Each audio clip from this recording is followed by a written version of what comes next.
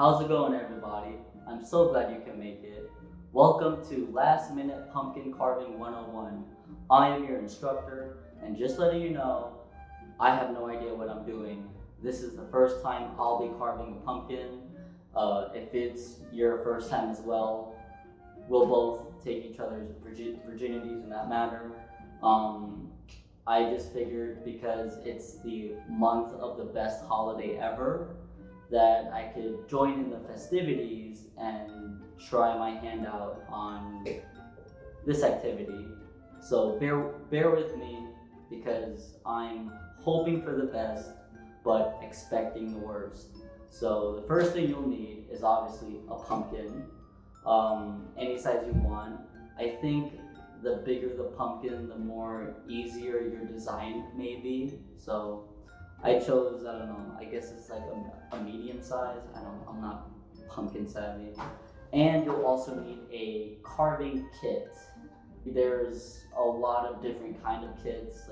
Like I saw like 9-piece kits, 16-piece kits. I just got the basic cheap looking one. I'm not gonna be using any of these like stencils because I already have an idea in mind. So yeah, let's get started. So starting off, my first suggestion would be to cut out the top before drawing your design on. Because if you do your design and then you cut the top off, if you mess up or you cut too much off and it goes into your design, then you have to redraw on your pumpkin and then it just looks like boo-boo. So that's no bueno. So like I said, let's cut the top off first. Now, I may not know what I'm doing, but I do know that instead of just, cutting the top off in like a circular shape, you should always leave a stem. And what I mean by that, well, I guess you could say like a plank. Because from what I've seen on the internet and on, god damn it, I keep fucking up. When you don't put a plank on it, when you try to put the top back on, it just falls through. And that little plank kind of acts like a wedge. And I'll show you what I mean. Alright, just bear with me. So this is without the plank. I don't know if you can see that. Let's see, let me choose a good spot. I kind of like to put the plank in a spot where I don't want to carve. So my pumpkin has 2 like imperfections right there. So I'll put the plank in that spot. That way, yeah. This is what I mean by a plank. So you have the shape around, and then this little piece will prevent the top from falling through. That's what I've seen on videos, on the internet, talking to the very few people that I feel comfortable around. Apparently this is for the big pumpkins. This is for the little pumpkins. Size matters. Alright, so here we go. The moment of truth.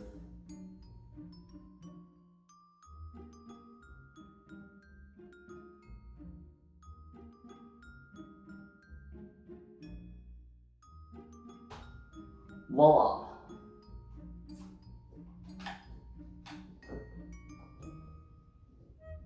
Oh, look at that.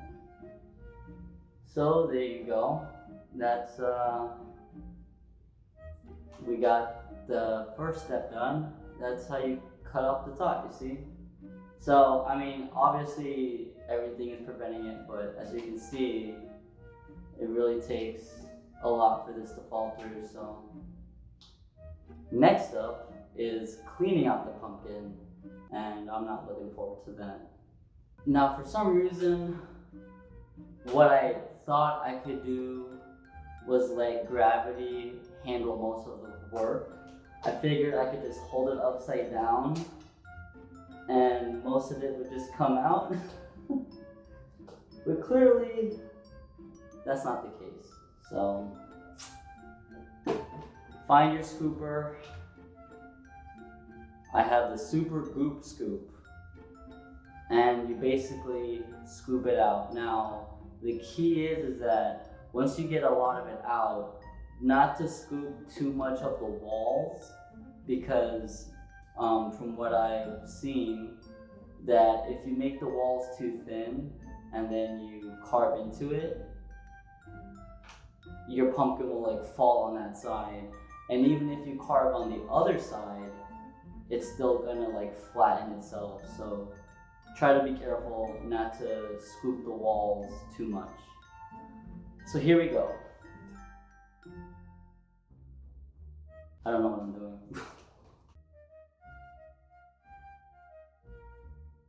Okay, so I'm learning as I go along, but what's actually easier is if you just scoop kind of starting from the top.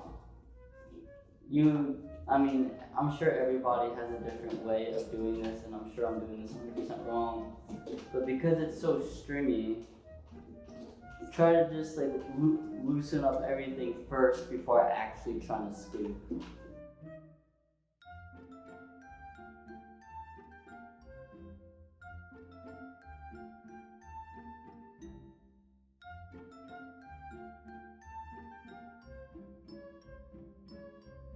I actually am excited to like roast these seeds because I've had homemade roasted pumpkin seeds before, and they are pretty boss.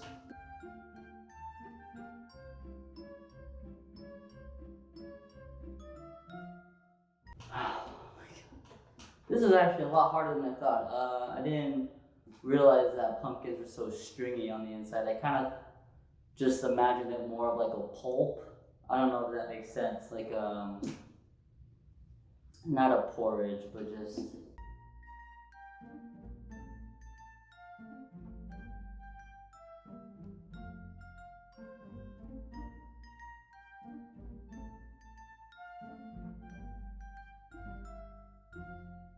How long is this supposed to take? Does it take you guys this long?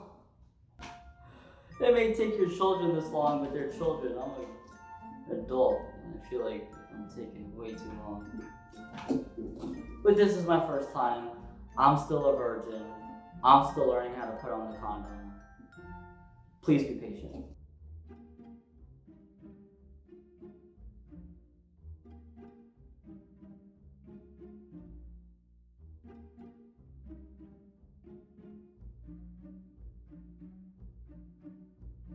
I'm actually starting to sweat a little bit.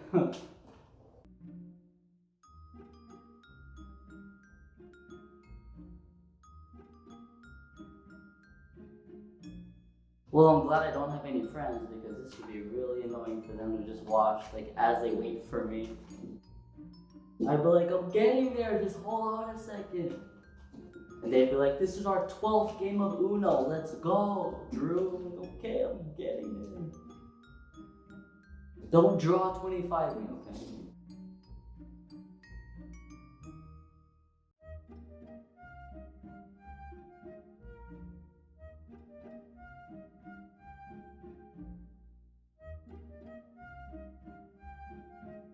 Are pumpkins flammable?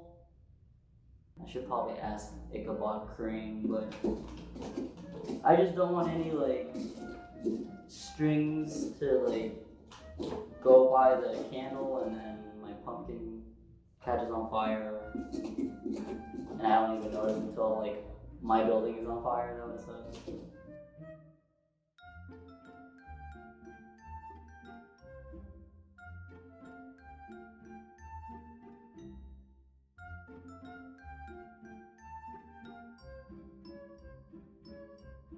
Alright. I think that's good. I honestly think that's good. There's no strings hanging from the tops or on the sides. I mean, this.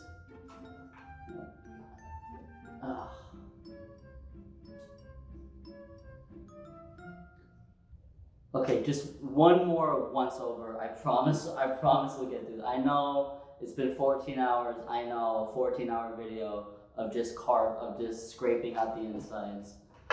I get it.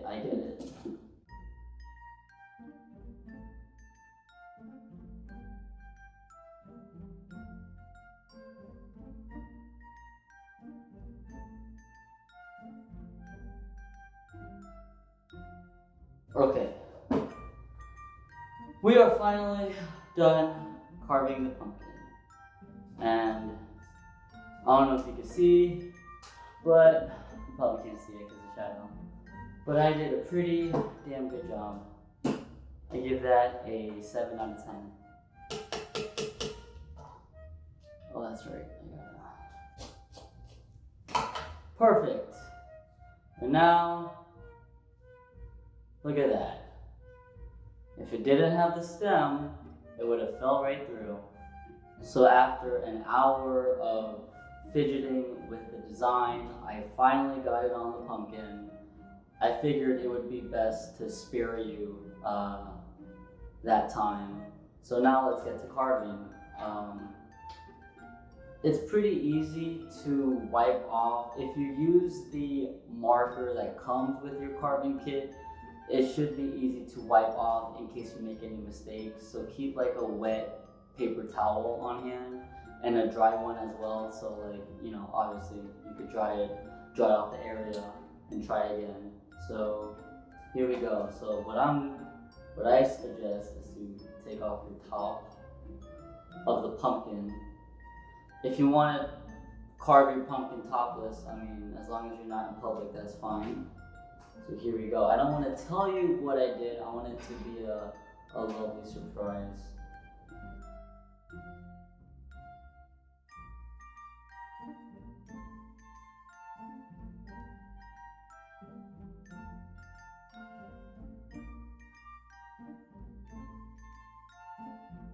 I think once you as you do your design, you'll probably see that you need to scrape a few more on that side. So that's what I have to do.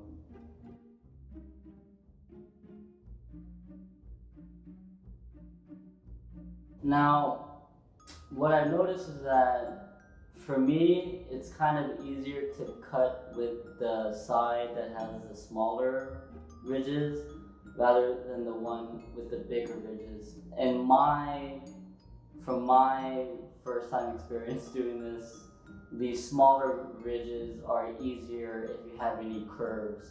But that's just me. I'm sure everybody's different.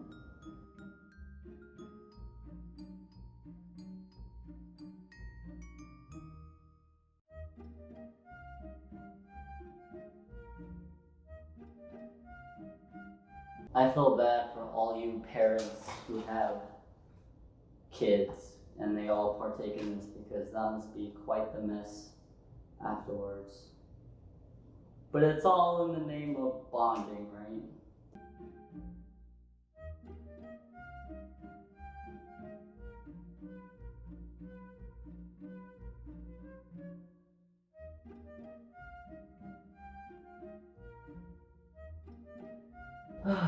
Well, that's the first part of the design done.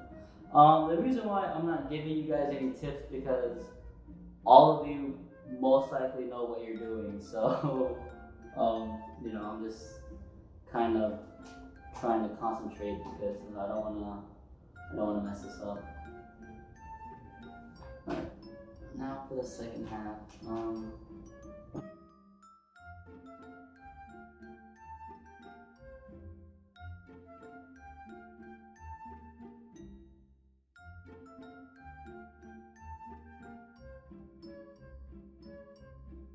Beautiful. Simply beautiful. So yeah, once you're all done with everything, obviously you clean up your mess and you marvel at what you made. And you know, that's it. Thank you for coming to Pumpkin Carving 101 with your boy, Drew.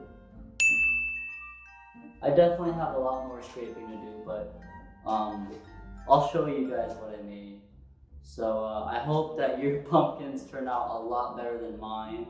I know they did. I hope you guys have a great Halloween, and don't forget to be safe.